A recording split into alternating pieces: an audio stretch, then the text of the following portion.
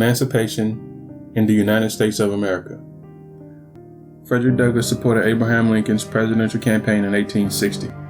Immediately after Lincoln's election, Southern states began to secede from the Union and subsequently brought about the American Civil War. At the beginning of the war, Congress passed a resolution which declared that the government did not intend to interfere with slavery. President Lincoln's initial war aim was to reunite the Union, but Douglass saw it as an opportunity to abolish slavery. Douglass argued for allowing free black people and fugitive slaves to join the Union Army, but President Lincoln was reluctant to do so. In August 1861, General Fremont emancipated the slaves of Missouri in his proclamation of emancipation. However, substantial opposition from Democrats soon caused President Lincoln to revoke it.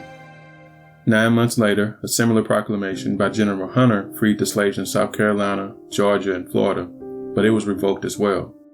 General Butler took advantage of a loophole that said slaves were property and instead labeled them as contrabands of war.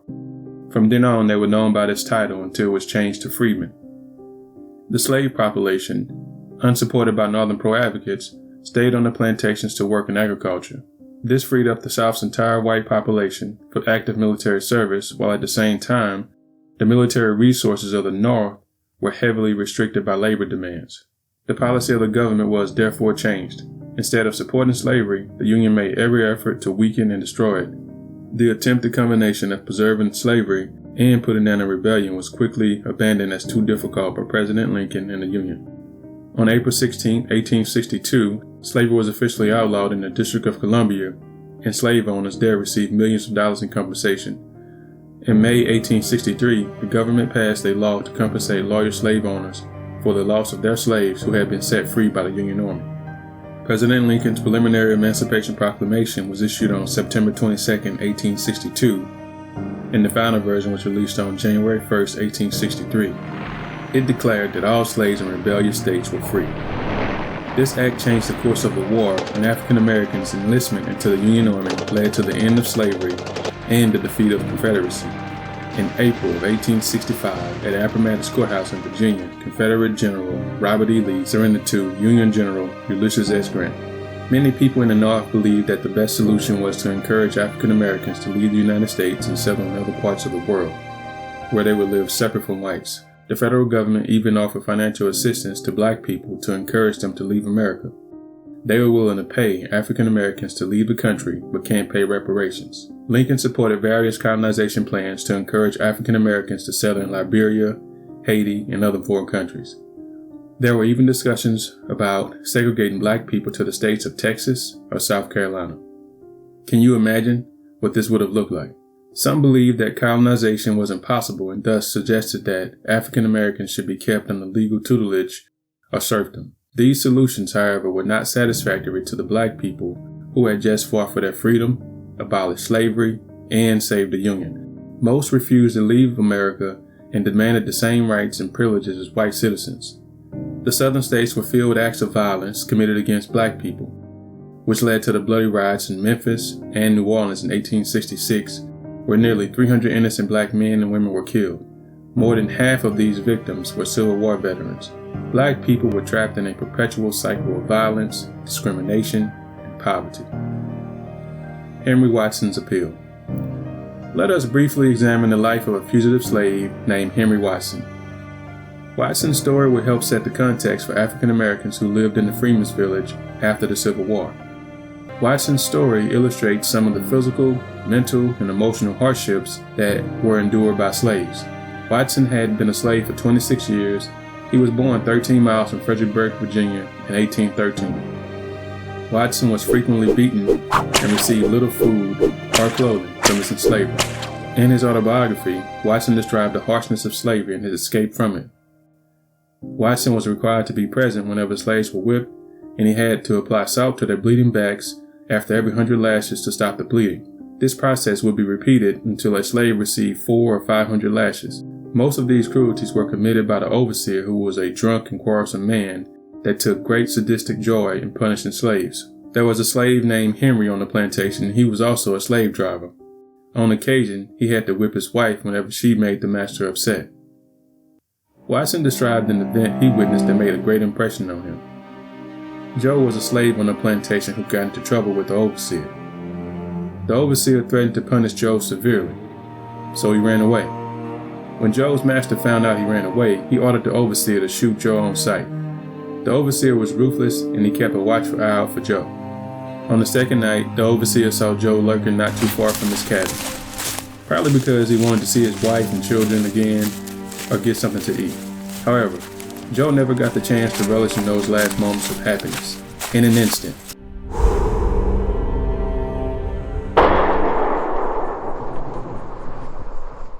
Joe was shot dead by the incarnate fiend who always aimed true. Without an opportunity to utter a prayer, Joe was ushered into the presence of the Lord.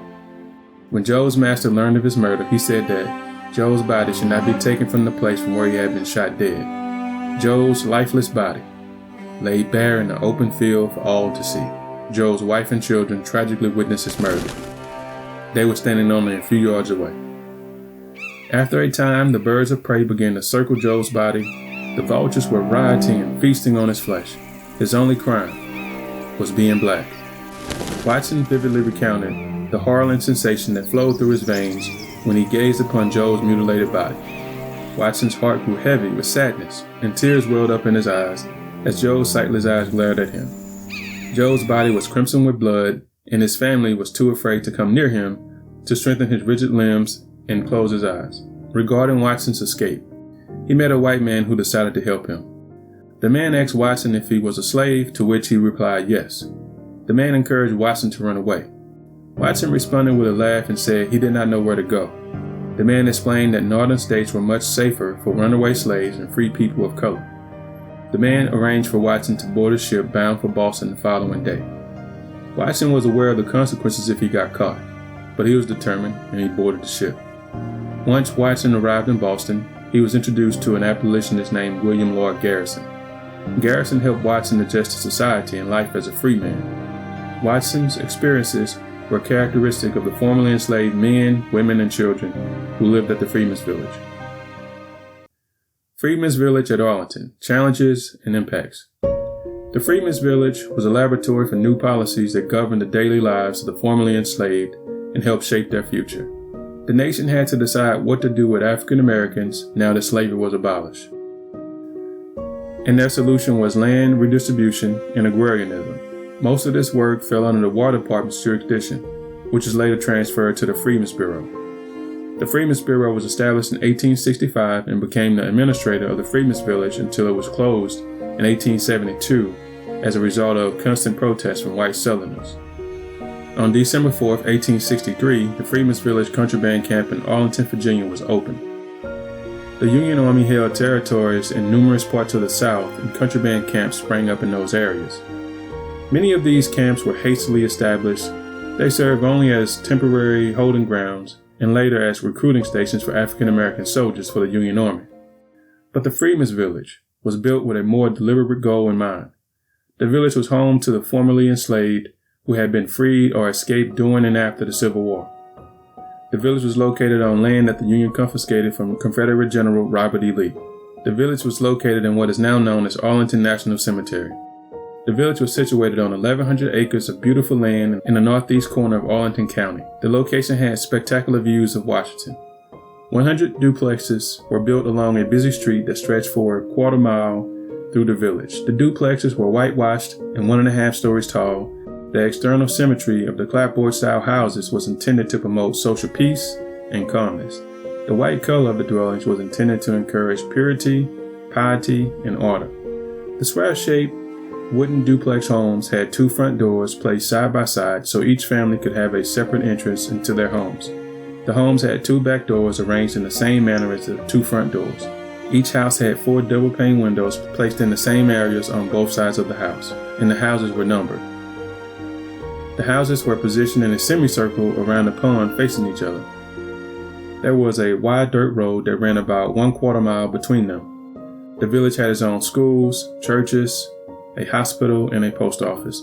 The village also had a house for the infirm and elderly. The residents were able to farm and sell their produce. It was a place where people rebuilt their lives after emancipation and worked toward economic stability.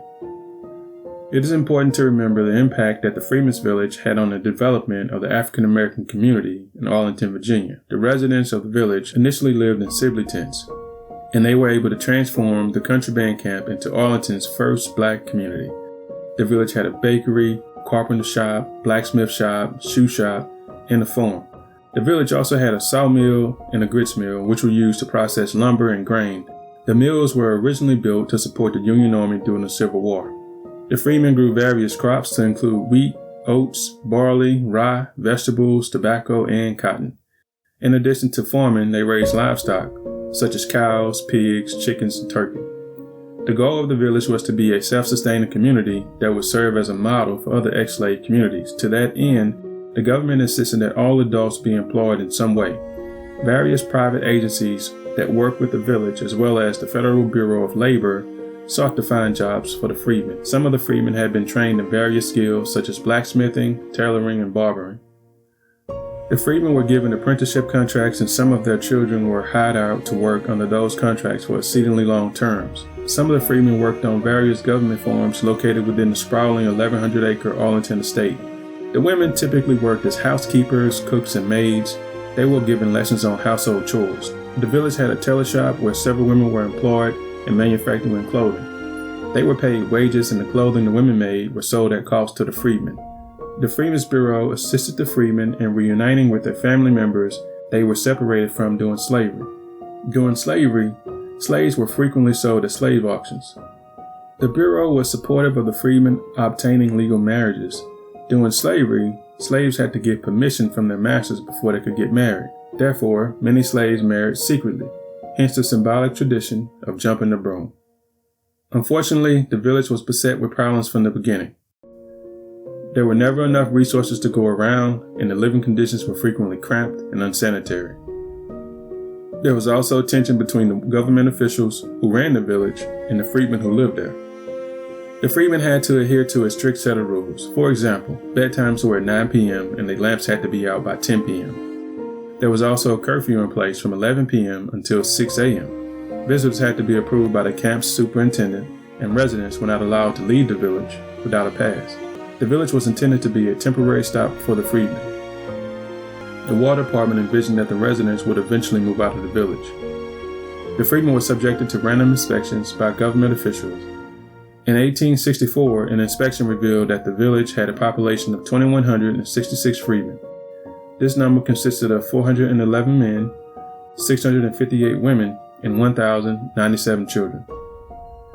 In April of 1865, an investigation into the labor practices on the plantation in Virginia, where many freedmen worked, revealed that many of them were still being held in involuntary servitude, meaning that they were not paid for their labor. As a result, Congress passed a bill that made it a felony to deprive any person of their liberty without due process of law. Nevertheless, this did not put an immediate end to the practice of involuntary servitude, especially in Virginia. The schools at the village taught useful skills and literacy. This was extremely important since Virginia had some of the lowest literacy rates for both white and black people in the country. In 1860, nearly half the white population in Virginia was illiterate, and virtually all of the freedmen were. Literacy rates increased from 20% in 1870 to 56% by 1890 as the community expanded. Literacy provided the freedmen with the ability to improve their lives. The village had primary and secondary schools for children, and adults attended night school. The freedmen emphasized the importance of lifelong learning for themselves and their children. They were often heard singing the refrain of Uncle Sam's School, which went, "Come bring your books and don't be a fool, for Uncle Sam is rich enough to send us all to school. Come bring your books and don't be a fool. Come bring your books and don't be a fool. Come bring your books and don't be a fool. Come bring your books and don't be a fool, for Uncle Sam is rich enough to send us all to school." Teachers instructed children under 14 during daylight hours. School started at 10 a.m. and their lunch break was from 12 noon until 1 p.m., and classes ended at 4 p.m. It was reported that 400 children were in attendance when school first opened. Their improvements was evident, and pleasure was taken in pronouncing in the school's excellence. Village regulations stated that no child under 14 years old should be kept out of school in the winter months unless they were ill. children over 14 years old were not permitted to attend day school unless they had a note from the superintendent because they had to work. Young boys were handpicked to work in workshops where they learned carpentry work, blacksmithing, wheelwrighting, harness making, and other mechanical occupations. Introduction. The Freedmen's Village and the Freedmen's Bureau had positive and negative impacts on the village residents. One of the main problems with the Bureau was that it was understaffed and underfunded. This lack of resources made it difficult for the Bureau to effectively help the village residents. Another issue was that the employees were inexperienced and poorly trained. Additionally, some freedmen reasoned that despite having a central administration building located in the village, the Bureau was slow in responding to their grievances. The village had a shortage of medical supplies, and that made it difficult for the freedmen to receive reasonable medical care. Many of the freedmen did not have access to clean water, and many of their buildings were used for multiple purposes. For example, one building that originally served as a schoolhouse was also used as a church and a home for multiple freedmen families. So many of their properties doubled as other properties as needs and demands persisted. The condition of the village was below standard and their living quarters were overcrowded. During an inspection, it was revealed that freedmen were underfed, and in some cases, they were malnourished. Children were allowed 1/2 of a ration of food, and adults received 1 full ration. These rations were issued only once per day. Now think about that. There were not enough heating stoves in the village, and this made it hard for the freedmen to keep warm during the winter months. It was observed that freedmen were huddled over fires and none of their rooms were warm. A single heating stove oven was not adequate enough to warm 2 large rooms on the upper level of a building. On the same day as the inspection, the Freedmen's Village had 10 new heating stoves installed to keep the freedmen warm. Many freedmen opposed the ideals of organizations such as the Freedmen's Bureau and the Freedmen's Village. These organizations represented paternal institutions comprised solely of white men who created policies that dictated and governed many aspects of their lives without considering any input from them. The white federal workers were reminiscent of their former slave masters and overseers. W.E.B. Du Bois believed that the freedmen should be protected in the courts of law and receive the right to vote. He did not support any system of guardianship, pupillage, or overseership over the freedmen. Logistics of the village. A village fund was established and $5 per month was deducted from the pay of each freedman employed by the Union Army and the federal government, and elsewhere. The fund was used to pay for clothing, building material, repairs needed at the village, and the salaries of white employees. The freedmen were debited for the essential items they received such as clothing, rations, quarters, and fuel. They were credited for the number of days of labor they worked each month. Freedmen could not leave the village without a pass, and camp officials used their control over the necessities to promote regular and productive labor. Those who did not work may not receive food, clothing, or shelter, while those who paid rent and other taxes received necessities. To maintain order and safeguard the residents, federal authorities stationed members of the 107th United States Color Troop in the village. The United States Color Troop members were granted passes to enter the village to attend church. Marriages between United States Color Troops men and women from the Freedmen's Village were common. Some of the troops applied for and were approved to live in the village once they retired, while other veterans relocated in other parts of the country where they established homes for their families. The Union Army recruited members for the 107th United States Color Troop from the Freedmen's Village, but they were mistreated from the very start. The black Union soldiers were given the least desirable jobs, sent to terrible outposts, and made to perform duties such as cleaning and latrine maintenance. They were underpaid for their work, and they did not receive adequate supplies or health care. Furthermore, they were not trained for combat. The families of these black soldiers supplied the necessary goods they needed because they were initially only given half rations. While Civil War soldiers had to face the standard dangers of battle, black soldiers also had to endure the hardships due to racial biases. Even in northern states, prejudice was rampant, and it infected every branch of the military. If captured, black troops faced worse conditions than their white counterparts. In 1863, the Confederate Congress stated that they would severely punish white officers of black troops and enslave black soldiers if captured during the war. The Fort Pillow Massacre of 1864, in which black Union soldiers were captured, and shot dead by Confederate forces is potentially the most notorious example of this abuse. General Nathan B. Forrest was present during the massacre, and he did not attempt to intervene. Nevertheless, approximately 189,000 African American troops served bravely in the United States Colored Troop. This number is not reflective of the total number of African Americans who fought valiantly in the Civil War. The United States Colored Troop were frequently deployed for the first attack of a battle, where they suffered substantial losses. The most notorious was the Battle of Fort Wagner in Charleston, South Carolina. The United States Colored Troop was involved in over 400 battles, of which 39 were major engagements. They fought so heroically that 24 members of the United States Colored Troop received the United States Congressional Medal of Honor for their bravery. The residents of the Freedmen's Village protested unfair treatment, including random evictions, strict military control, high rent, and limited rations. They also addressed the harsh treatment of the residents who could not find employment. On November 15, 1866, Trimmer authored a letter that detailed the following concerns about her pending eviction. Trimmer was a 64-year-old woman who lived in the village, and she regularly paid her rent on time. She demanded to know the reason she could not stay in the village. Trimmer was asked to leave the village even after paying her rent. When she came to the village, it was in 1864 after she was brought into the country from the West Indies. Trimmer never received a response to her inquiry and was evicted from the village. Abbott Hospital was located in the Freedmen's Village, and it was in operation from 1863 to 1865. The hospital had 50 beds to serve the residents of the village and the surrounding area. The hospital treated thousands of freedmen. The Freedmen's Village residents who had been trained as nurses worked at the hospital and were paid 40 cents per day.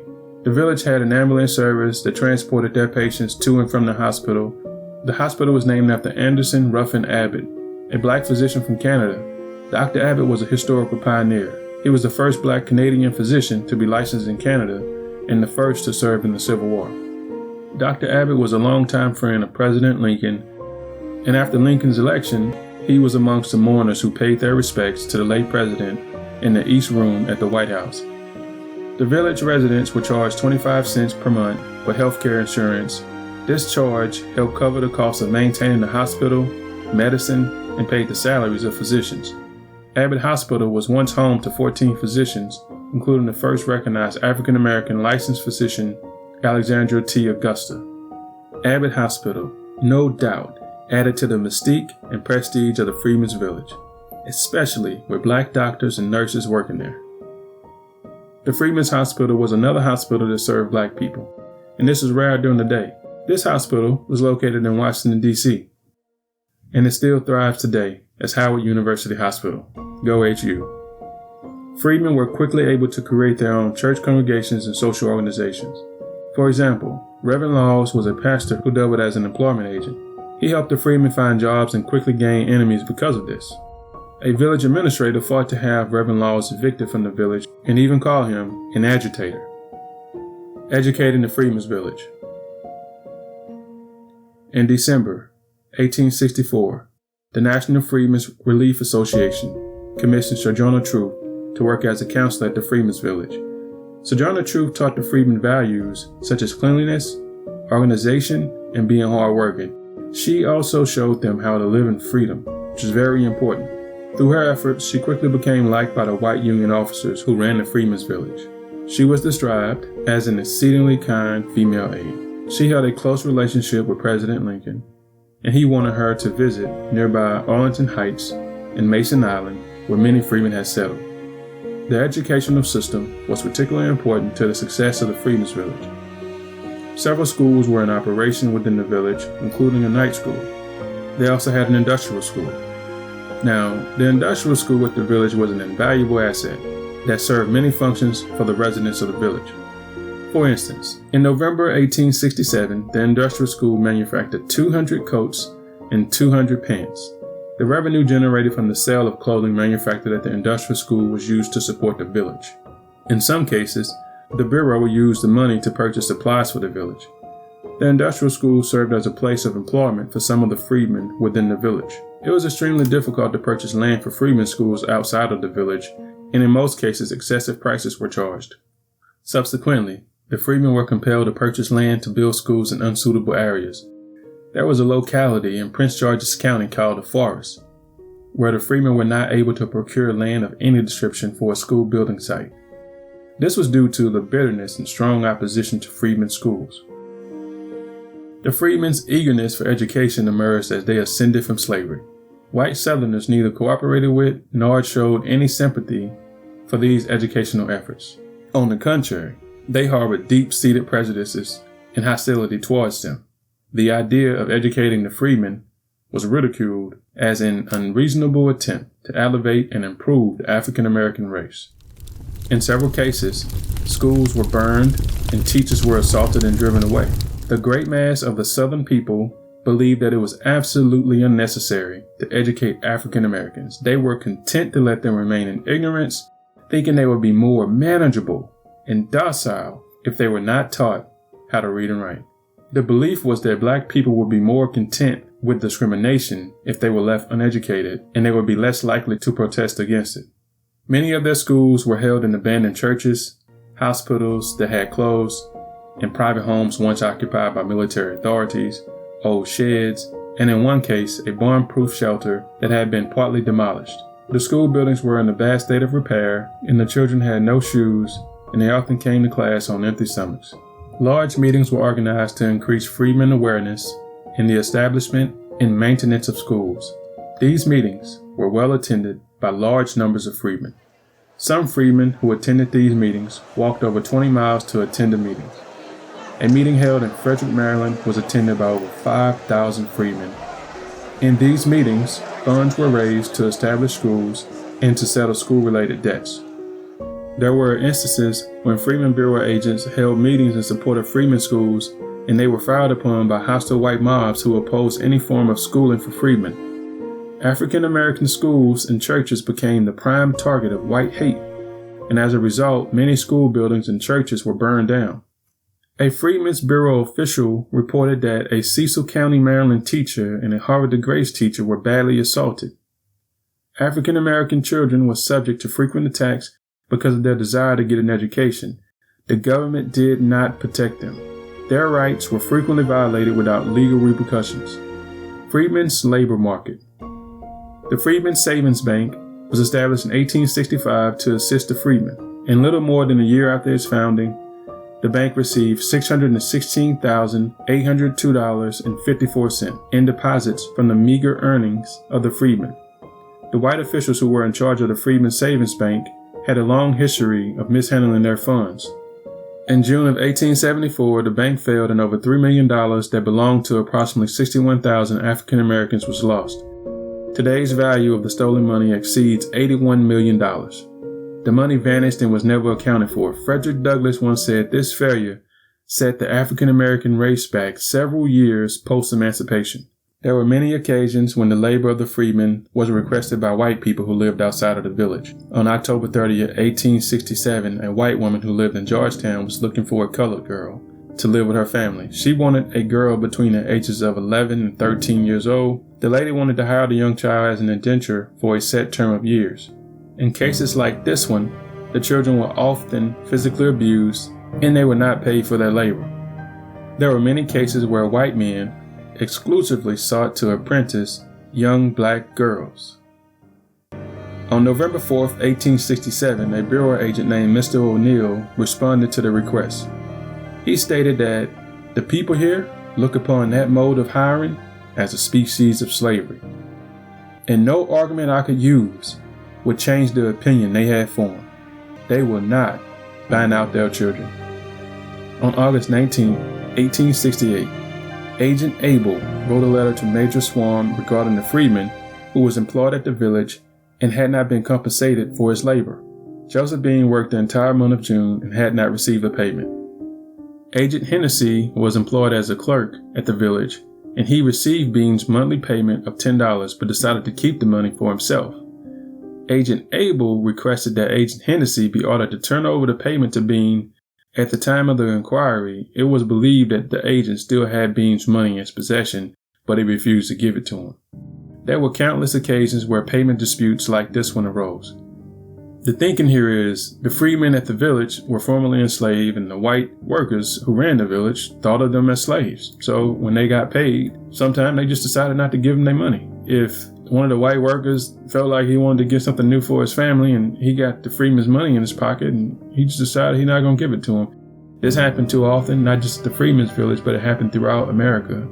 On December 20th, 1866, Mr. Johnson informed General Howard that some members of the 107th United States Color Troop had returned to several locations throughout the country and requested their wives and children. These veterans sent money to the village to cover the cost of transportation for their families. Mrs. Jenny Mickens and Mary Chick were transported to Louisville, Kentucky, to be reunited with their husbands. There were countless families being reunited during this period. Now, it's important to say this because the overwhelming belief of the time was that freedmen did not care about family or had a sense of family. Black people were slaves. So if you were a slave, you were considered an animal. And the thought was that we had a high tolerance to pain, we were illiterate, we were inferior, we didn't care about ourselves, we didn't care about a sense of family. This was part of the racist schemes promoted against black people. So as a historian, as a black historian, as a descendant of these freedmen I'm referring to, as a descendant of Africans, it's important to note that despite the hate that was perpetuated toward my race, our race, one of the key things that black people did post-slavery and even during slavery was seek out to find each other. When I tell you, one of the most beautiful love stories you can think of any point in history is these black folks, our folks, my folks, seeking each other out throughout the whole entire country after the war. That was the main thing to do. That was the top of the list. They had to do it. They had to find one another. You know, that was up there with finding employment and getting education, finding out where your daughter, your auntie, your uncle was. So that's very important. That's very essential. So there were countless families being reunited during this period. Just to reiterate, there was a new type of slavery taking hold of the freedmen called labor contracts. These contracts allowed Southern whites to essentially re-enslave African Americans by forcing them to work for essentially no pay. Under the contracts, freedmen were beaten, whipped, and if they ran away, get on over here now, boy. Get. By golly. Hold him down. They were caught and returned. The labor contracts were very unfair. The freedmen were forced to work in dangerous and unhealthy conditions. Many freedmen saw labor contracts as their only option for finding work, and the racially biased laws known as the Black Codes made it illegal to be unemployed. So let's park here for a second with the Black Codes. Essentially what that was, a group of racist white folks in the South and throughout the North even, and the whole entire country, you know, if a great number, you know, of the black population, nearly the entire black population in America was enslaved. So post-slavery, what do? You got these folks free. The first thing, as I mentioned earlier was get black folks out of America. That was the main thing, get them out. During the day, it was called the Negro problem. The Negro problem. What do we do with these black people in America that we don't want here? That was the main thing. So to get them out of here was the overarching theme, but you know, all of the white supremacists couldn't get on the same page. So although they did get quite a few of us out of here, you know, settled in places like I mentioned earlier, Liberia, different parts of Nova Scotia, different parts of Canada, all across the world. But the great scheme was they wanted everybody to leave, and that didn't work. The labor contracts were very unfair, and the freedmen were forced to work in dangerous and unhealthy conditions. Many freedmen saw the labor contracts as their only option for finding employment. What these laws essentially did was criminalize blackness and subsequently made it illegal to be black in America. On January 1st, 1868, Mary Blake entered into a labor agreement with Ellen Belt of Georgetown. The labor agreement was for a 1-year period. During this period, Ellen agreed to pay Mary a sum of $40 if Mary complied with the following terms. Mary was responsible for feeding her own children, Letha, Charlotte, and her small baby. The children must be outside of Ellen's residence during the warm months. Mary was responsible for making sure that her children did not destroy any of Ellen's property and if they did, Mary would have to pay for the repairs. Mary's duties included cooking for Ellen and her family, tending to the garden, milking cows, washing, ironing, and mending. If Mary did not comply with the terms of the labor contract, her pay could be withheld, she could be fined, fired, whipped, or her contract could be extended to make up for the days that Mary had allegedly violated it. One notable clause within the contract stated that Mary had to comply with any demand that was not listed within the contract that Ellen requested. That's that catch-all clause, y'all. Kind of like the modern-day stop and frisk. Trouble at the village. On January 14, 1864, a white woman named Louisa Jane Barker, wife of Reverend Stephen Barker, chaplain of the 1st Massachusetts Heavy Artillery, testified to the Freedmen's Bureau regarding an assault that occurred at the Freedmen's Village. Barker stated that she was living in the house of Lieutenant Shepard when he brought Lucy Ellen Johnson into her room in a state of great agitation. Barker stated that Johnson was weeping violently and rubbing her hands and arms, which she said were in great pain. Johnson's thumbs were scarred across with welts, showing the marks of cords by which she had been tied. Her wrists bore similar marks, and one of her sleeves were torn in two. The bonnet she wore was torn as well. The guards at the Freedmen's Village tied Johnson up to a tree and subjected her to gross abuse. Barker stated that it took nearly 2 hours to soothe and calm Johnson down. Johnson was crying unconsolably and was outraged. Johnson's husband asked Mr. Nichols to place her under his protection at the village while he went away to work. Johnson was not able to work because she was sick when she arrived. In the first week, she applied to receive free rations, a bed mattress, a blanket, and a pair of shoes and a dress. Mr. Nichols had been sick for the last 2 months, and he had not laid eyes on Johnson prior to her request. He asked Johnson if she was employed, and she told him she had been too sick to begin to work, but hoped to do so the following week, once she got better. Mr. Nichols asked Johnson how much money her husband earned. Johnson stated her husband earned $25 per month. Then he asked her why she needed free rations or anything from him. Johnson informed Mr. Nichols that he should have explained this to her husband before he decided to bring her to the village. Mr. Nichols became angry and ordered Johnson to come closer to him. You listen here, wench. You get your black self on over here. But she was afraid of him and hesitated. He seized her by the shoulders and forced her down into a chair. In her attempt to defend herself, Johnson rose up from the chair and Mr. Nichols forced her down a second time. Once more, Johnson defiantly got up from the chair, to which she was forced down a third time in order to sit there. This time she remained in the chair until a guard entered the room, seized her by the shoulder, and shoved her. The guard threatened to punish Johnson in the guardhouse. At the door, Well. Would you look at what we have here? they were joined by a corporal, a sergeant, and some soldiers who took Johnson to the guard tent. While being escorted to the guard tent, some of the soldiers pushed and kicked Johnson. At one point, she was seized by the throat until she was nearly strangled to death. A guard fastened the rope around Johnson's thumbs and passed the rope over the limb of a tree and raised her from the ground. Johnson was suspended in the air by her thumbs, which supported her entire body weight.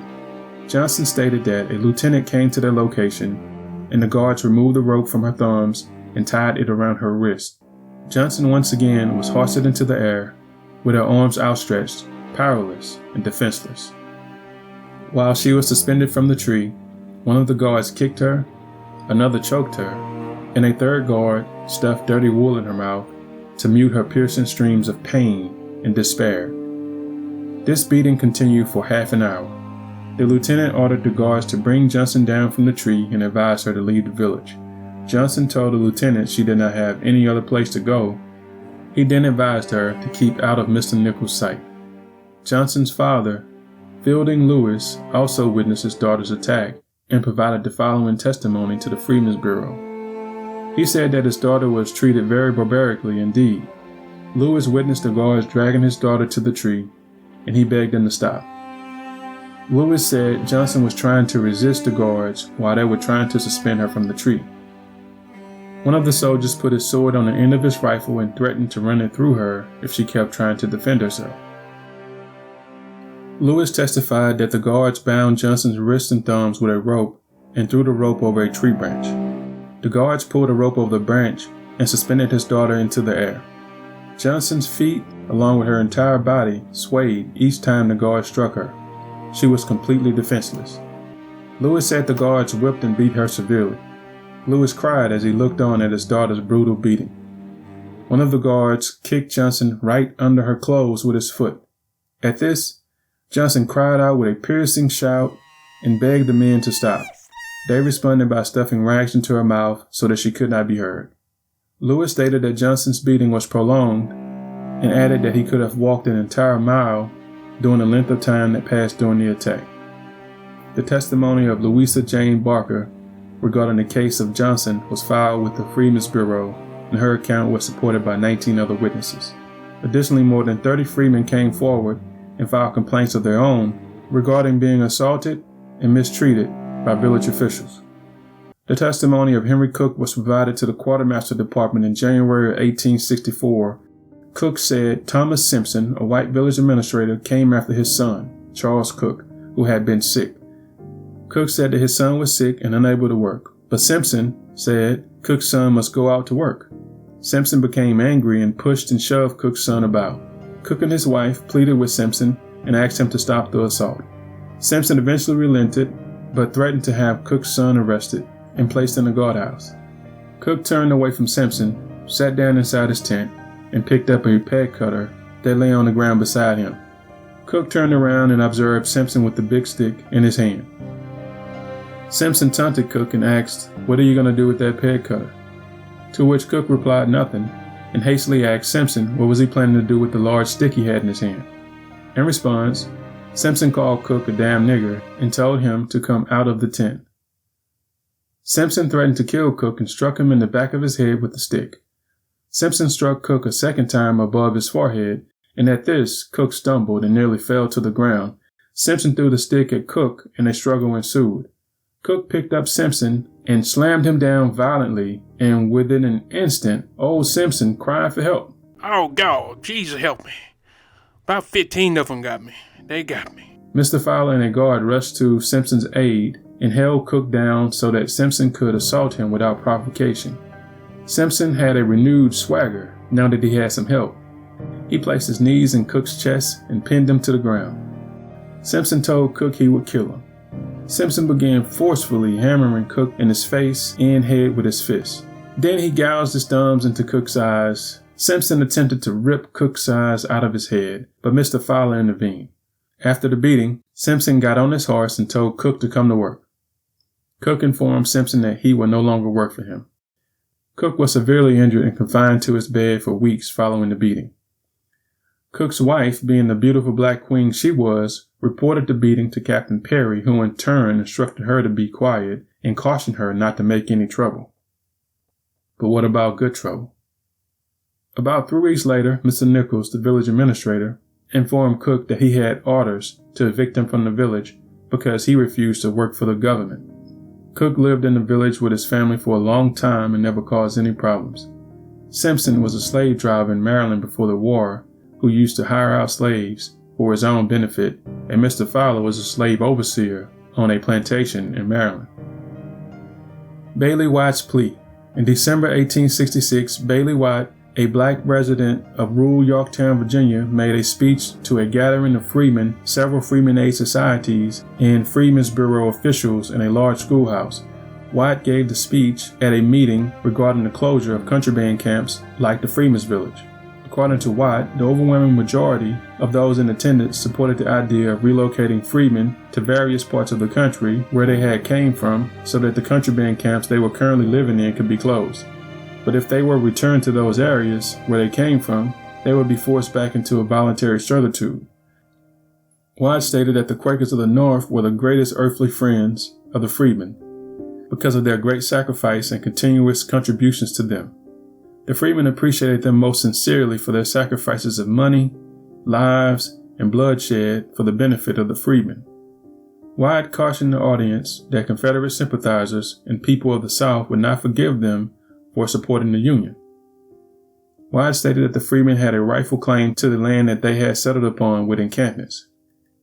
His argument highlighted the fact that their wives and children and fathers had been sold many times over to acquire the parcels of land upon which they were now settled, and therefore had the heavenly right to the soil. White stated that the Union had promised to protect them from rebels if they escaped from slavery and became supporters of the Northern cause. The freedmen felt disappointed that the Union had not kept its promise. White stated that he did not know what to think of the Union men, for the great confidence he once had in them was shaken after they received orders from the superintendent of the Freedmen's Bureau to leave their encampments and land. Furthermore, the Secretary of War issued General Order No. 61, which states in part that the lands occupied by the freedmen under General Sherman's field order would not be restored to the former masters until after the crops have been brought in and fair compensation was paid to the freedmen for improvements and betterments made. Nevertheless, they did not receive any compensation for the improvements they made to the land. White questioned, where shall the freedmen go? Shall they go into the streets, or into the woods, or down to the river? They had nowhere to go. Under President Johnson, all the land confiscated by the Union Army that was distributed to the freedmen was returned to its pre-war owners. This was a transgenerational setback for the African American race. Closing the village. A report by a Joint Committee on Reconstruction in 1866 was extremely critical of the Freedmen's Bureau and the Freedmen's Village. The committee members were not impressed by what they saw as a rude and ill-contrived village and criticized the government's use of funds for what they saw as an experiment in social engineering. They also took issue with what they saw as the Freedmen's Bureau preferential treatment of African Americans over poor whites.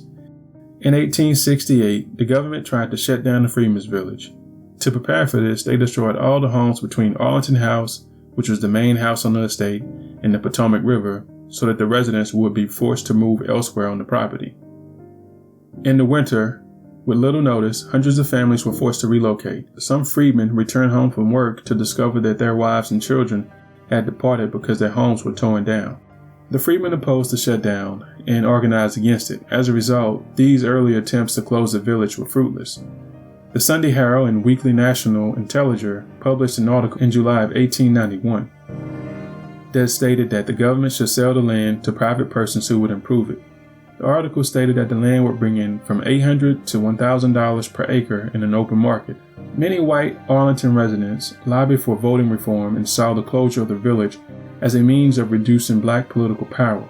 The Freedmen's Village was valued at $27,162.95 on land and crop combined as early as 1864.